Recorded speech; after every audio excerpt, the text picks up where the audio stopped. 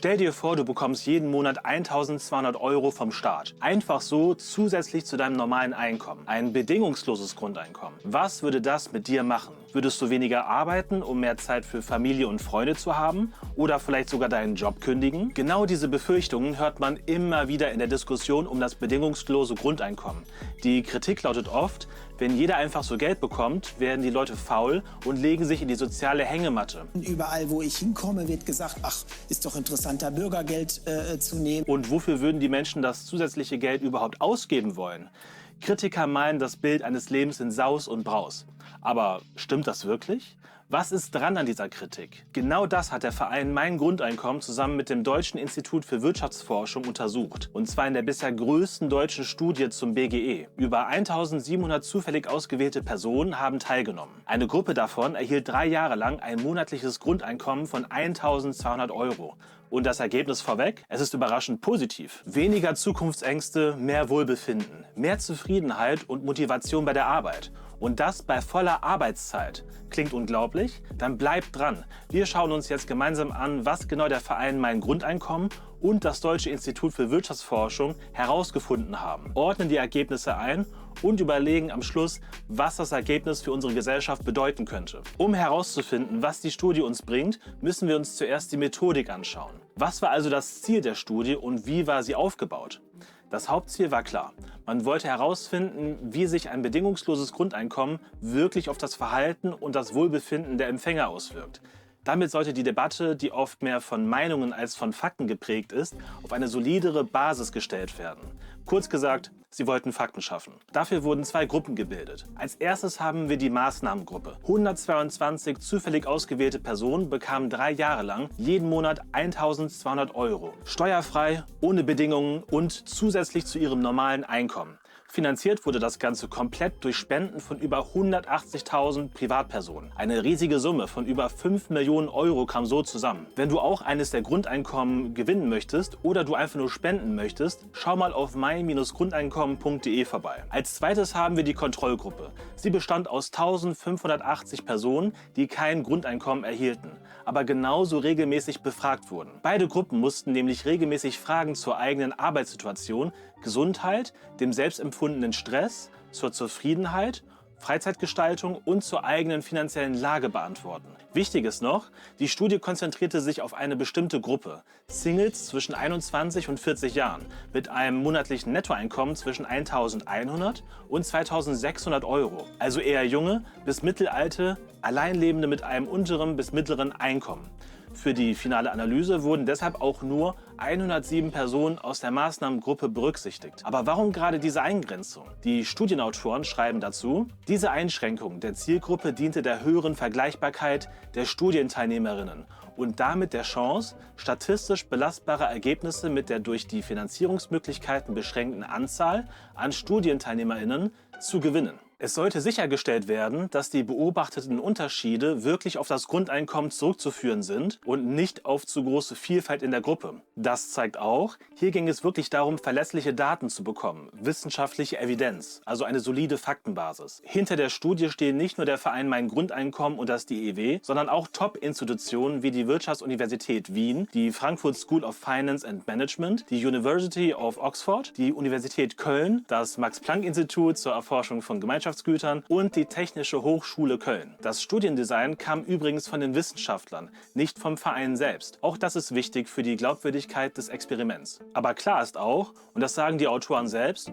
die Ergebnisse gelten erstmal nur für diese spezielle Gruppe und lassen sich nicht automatisch auf alle Menschen in Deutschland übertragen. So, jetzt aber genug vom Aufbau der Studie. Kommen wir zu den spannenden Ergebnissen. Fangen wir mit dem Thema an, das die Gemüter am meisten erhitzt. Arbeit. Was macht das Grundeinkommen mit unserer Arbeitsmoral? Werden wir faul, wenn wir Geld geschenkt bekommen? Das ist ja eines der Hauptargumente der Kritiker und oft auch die Leier, wenn mal wieder über Bürgergeldempfänger hergezogen wird. Sie sagen, Arbeit wird in Deutschland negativ gesehen. Überall, wo ich hinkomme, wird gesagt, ach, ist doch interessanter, Bürgergeld zu nehmen. Was? Dass Leute aufgehört haben zu arbeiten, um ins Bürgergeld reinzugehen, da gibt es bislang keine empirische Evidenz. Also was sagt die Studie?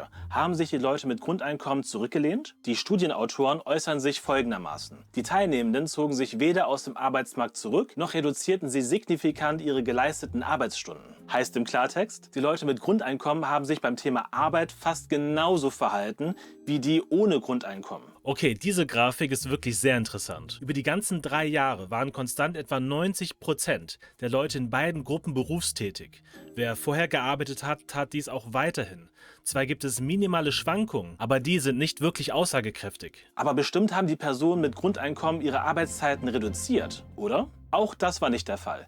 Diese Grafik zeigt, die durchschnittliche Arbeitszeit lag in beiden Gruppen über den gesamten Zeitraum bei rund 40 Stunden pro Woche. Wieder gibt es minimale, aber nicht signifikante Unterschiede. Von wegen Faulheit. Das Ergebnis ist deshalb so spannend, weil es dem Bild des rein rationalen Homo economicus total widerspricht. Das Bild, das oft in der Wirtschaftstheorie gezeichnet wird. Dem Menschen, der angeblich nur für Geld arbeitet. Care-Arbeit, die Erziehung der Kinder und Hausarbeiten, was in den meisten Fällen die Arbeit von Frauen war und in Teilen noch ist, wird vollkommen ausgeblendet. Aber zurück zum Thema. Wie sah es denn mit der Zufriedenheit im Job aus? Hier wird's interessant. Schaut mal auf diese Grafik. Gerade in der zweiten Hälfte des Experiments waren die Leute mit Grundeinkommen deutlich zufriedener mit ihrer Arbeit als die Kontrollgruppe. Und die Forscher fanden noch mehr positive Effekte. Die mentale Gesundheit war in der Maßnahmengruppe um gut 30% höher und das Empfinden von Sinnhaftigkeit um 25% höher als in der Kontrollgruppe. Dieser Effekt wurde, wie man hier sieht, im Laufe der Zeit sogar stärker. Ein Grundeinkommen scheint also die Arbeitszufriedenheit zu fördern. Wenig überraschend, auch mit ihrem Einkommen waren die Teilnehmer mit Grundeinkommen viel zufriedener. Logisch, wer mehr Geld zur Verfügung hat, hat weniger finanzielle Sorgen und kann sich mehr auf andere Dinge konzentrieren. Aber welche Auswirkungen gab es auf das Arbeitseinkommen? Haben die Leute mit Grundeinkommen vielleicht niedrigere Löhne akzeptiert,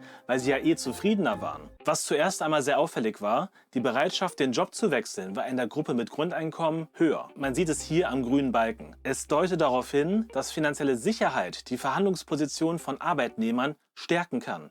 Sie sind vielleicht eher bereit, einen ungeliebten Job zu verlassen und etwas Passenderes zu suchen. Beim reinen Bruttoarbeitseinkommen verdienten die Leute mit BGE im Schnitt zwar 127 € weniger als die Kontrollgruppe, aber dieser Unterschied ist laut den Forschern statistisch nicht signifikant, also kein klarer Effekt. Ein Grund für diesen Unterschied sehen die Forscher darin, dass sich in der Gruppe mit Grundeinkommen etwas mehr Leute für ein Studium oder eine Ausbildung entschieden haben, was ja oft erstmal mit weniger Einkommen verbunden ist, aber eine Investition in die Zukunft darstellt. Fassen wir das Thema Arbeit zusammen. Das bedingungslose Grundeinkommen wirkte als Ermöglichungsfaktor. Keine Spur von Rückzug in die soziale Hängematte. Arbeitszeit und Beschäftigung blieben stabil, während die Zufriedenheit mit Arbeit und Einkommen im Vergleich zur Kontrollgruppe deutlich stieg. Oder wie die Studienautoren sagen, es zeigt sich, dass der oft diskutierte Rückzug in die soziale Hängematte bei diesem Experiment nicht eingetreten ist.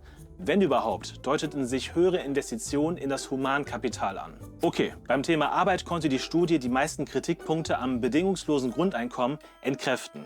Aber wie sieht es beim Wohlbefinden, der Gesundheit und der Lebenszufriedenheit aus? Hier sind die Ergebnisse durchweg positiv. In allen Befragungen schnitt die Gruppe mit Grundeinkommen besser ab als die Kontrollgruppe. Schauen wir uns diese Abbildung an. Sie zeigt die Unterschiede bei verschiedenen Wohlfühlfaktoren. Den größten Effekt gab es bei der Zufriedenheit mit dem Einkommen. Das hatten wir schon. Hier sehen wir eine Verbesserung von satten 55%. Aber auch die mentale Gesundheit verbesserte sich um starke 30%. Und gleichzeitig sank das gefühlte Stresslevel deutlich. Auch die allgemeine Lebenszufriedenheit stieg um beachtliche 42% im Vergleich zur Kontrollgruppe. Das ist ein Effekt, der laut Forschern vergleichbar mit positiven Lebensereignissen wie der eigenen Hochzeit ist. Besonders bemerkenswert, dieser positive Effekt blieb über die vollen 3 Jahre stabil, ohne dass sich die Leute daran gewöhnt hätten. Auch bei konkreten Dingen wie der Zufriedenheit mit der eigenen Gesundheit, dem Schlaf oder der Freizeitgestaltung gab es deutliche Verbesserungen. Dazu kam ein allgemein stärkeres Gefühl, etwas Sinnvolles im Leben zu tun, ein Plus von 25% gegenüber der Kontrollgruppe. Diese deutlichen positiven Effekte auf die Psyche lassen uns zu folgendem Schluss kommen. Das Grundeinkommen hat den Stress reduziert, der durch finanzielle Unsicherheit entstanden ist.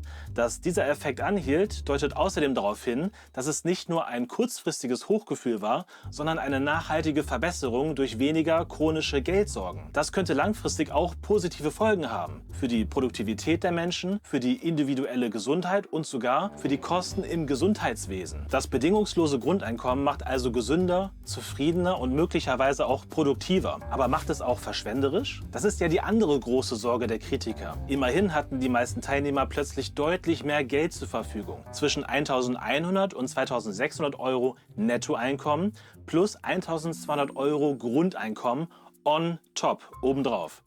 Was haben sie mit diesem Geld gemacht? Und hier gibt es eine echte Überraschung. Die Sparquote war extrem hoch. Von den 1.200 Euro Grundeinkommen wurden im Schnitt 447 Euro gespart. Das sind 37%. Insgesamt legten die Leute mit BGE durchschnittlich 779 Euro pro Monat zurück, während es in der Kontrollgruppe nur 332 Euro waren. Auch der Anteil der Leute, die überhaupt etwas sparten, stieg von 75 auf 90%. Das zeigt, Menschen sparen offenbar mehr, wenn sie auch den finanziellen Spielraum dazu haben. Logisch, wer am Existenzminimum kratzt, kann kaum etwas auf die hohe Kante legen. Laut Statistik leben in Deutschland über 20,9% der Menschen in Armut oder sind durch Armut und soziale Ausgrenzung gefährdet. Das sind 17,6 Millionen Menschen. Als arm gilt ein Single mit weniger als 1.378 Euro verfügbarem Nettoeinkommen. Aber zurück zum Grundeinkommen. Etwa die Hälfte des Grundeinkommens, also durchschnittlich 617 Euro, flossen in den Konsum. In dieser Grafik sehen wir, dass der Konsum speziell im Urlaub vergleichsweise stark gestiegen ist. Dies ist darauf zurückzuführen,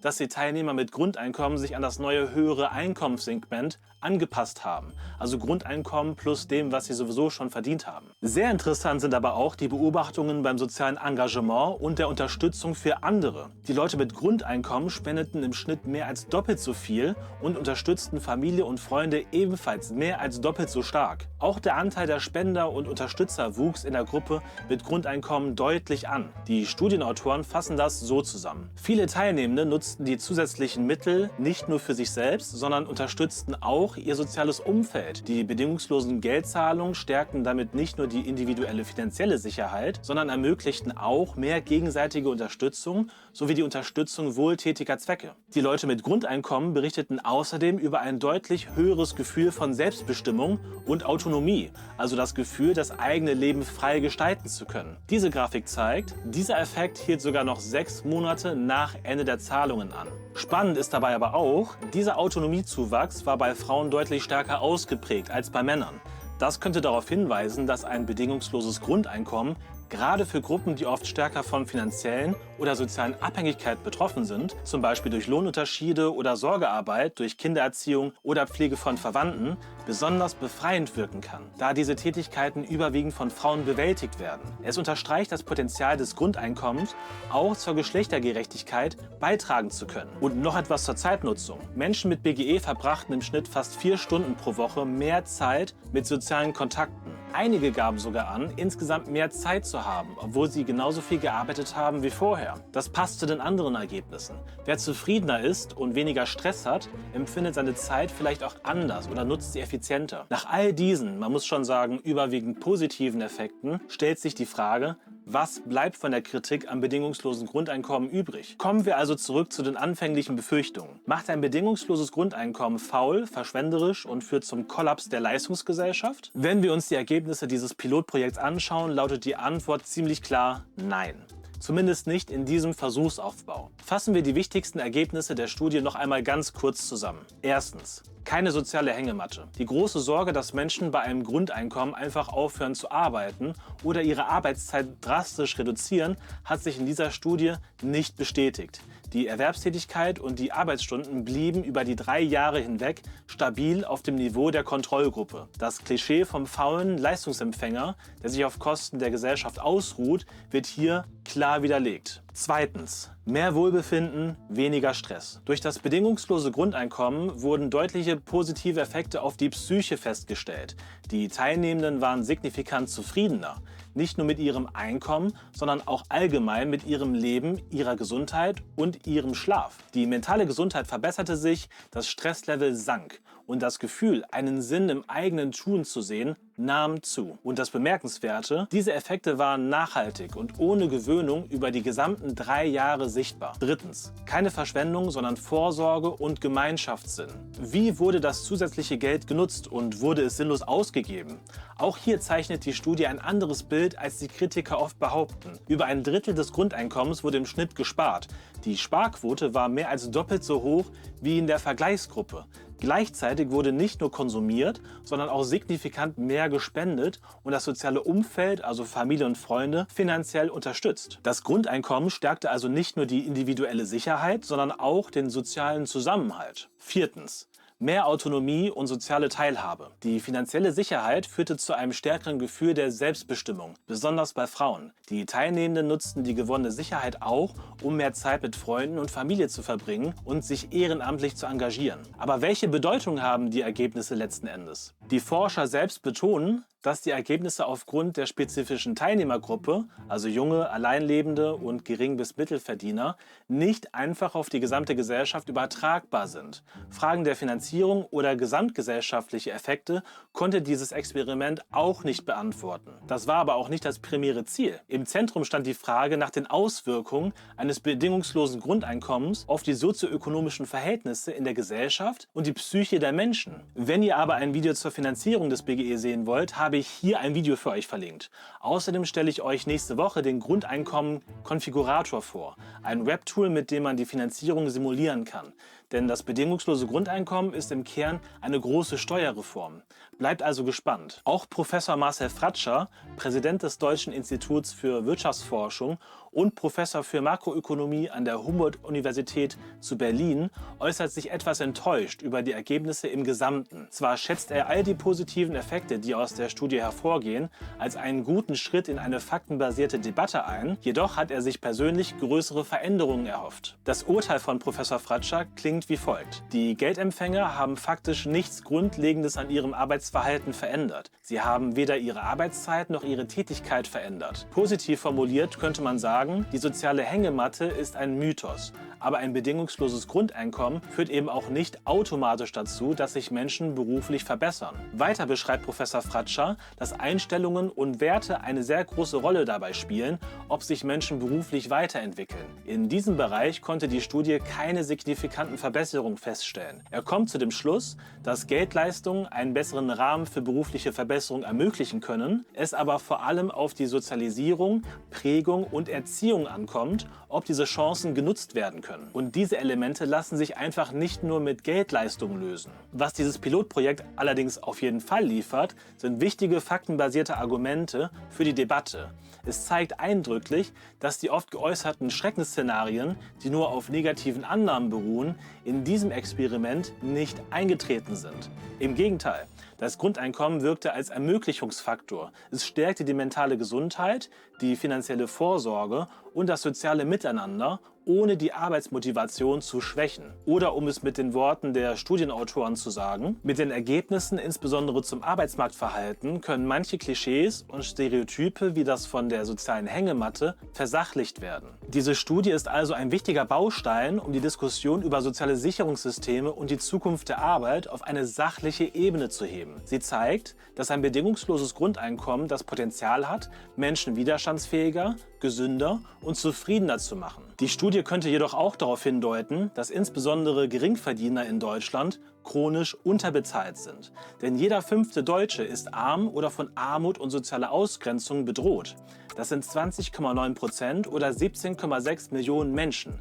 Es gibt sogar Arbeitnehmer, deren Lohn so niedrig ist, dass sie staatliche Unterstützung in Form von Bürgergeld benötigen, sogenannte Aufstocker. Im Jahr 2024 gab es 830.000 Aufstocker, also Menschen, die arbeiten gehen und Bürgergeld bekommen. Das ist total irre. Der Staat unterstützt also Unternehmen dabei, schlechte Löhne zu zahlen. Diese Menschen sind nicht faul, sondern werden einfach schlecht bezahlt. Und die Bundesregierung hilft aktiv mit, dass es so bleibt. Das bedingungslose Grundeinkommen könnte somit auch zu mehr Einkommensgerechtigkeit beitragen, da es im Grunde eine große Steuerreform darstellt. Aber was denkst du über diese Ergebnisse? Überraschen sie dich oder bestätigen sie deine Vermutungen? Und glaubst du, dass ein bedingungsloses Grundeinkommen eine Antwort auf die Herausforderungen unserer Zeit sein könnte? Schreib deine Meinung gerne in die Kommentare, aber bleib bitte wie immer respektvoll respektvoll zu den anderen. Wenn du jetzt noch sehen willst, ob ein bedingungsloses Grundeinkommen überhaupt realistisch und finanzierbar ist, habe ich hier noch ein Video für dich.